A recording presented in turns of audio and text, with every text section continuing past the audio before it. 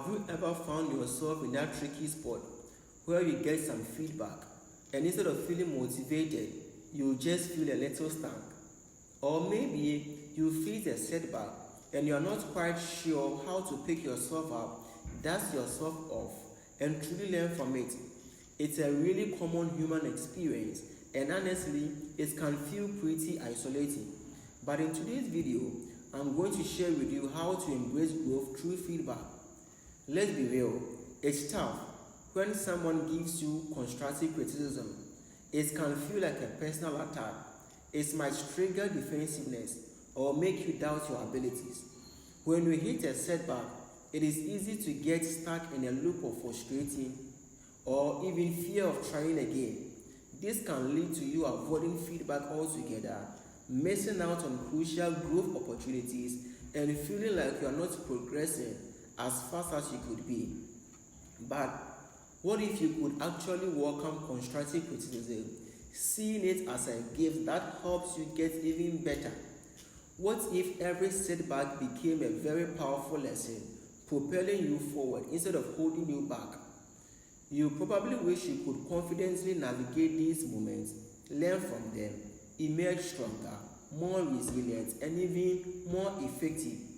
But you might also be thinking, it's just my personality, I'm sensitive to criticism, or learning from mistakes is just for super resilient people. Maybe you believe if I admit I made a mistake, I will look weak, but honestly, that's just not how it works.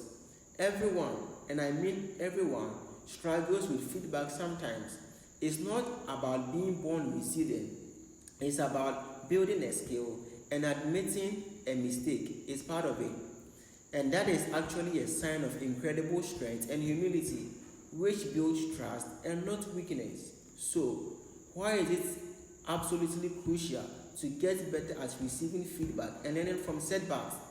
Because it's the express lane to becoming the best version of yourself, both personally and professionally.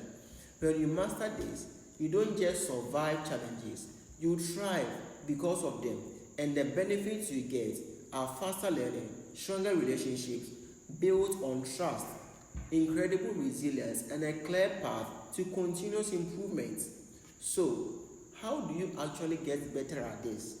How do you learn to embrace feedback and bounce back stronger from setbacks? Here is the step-by-step process to do just that. Number 1, cultivate a growth mindset. First, genuinely believe that your abilities can be developed through dedication and hard work.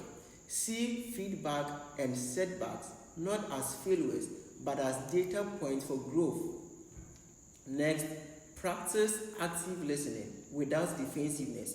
When you are receiving a feedback, really focus on understanding. Ask clarifying questions like, can you give me an example? Or what specifically could I do differently? Resist the urge to explain or defend immediately. Just listen. 3. Separate the message from the messenger and your emotions.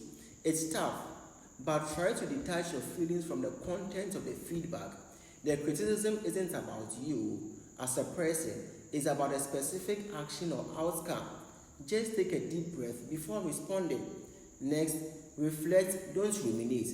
After a setback or a feedback, take time to reflect. What happened? What was my role? What could I have done differently? But don't dwell on it. Move from why me to what can I learn. Next, create an action plan. Turn insight into action. For feedback, pick 1 or 2 things you could work on.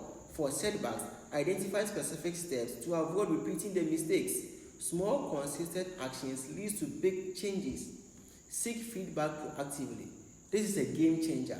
Regularly ask for feedback from trusted colleagues or mentors. When you initiate a conversation, you are in control and it builds your feedback muscle over time.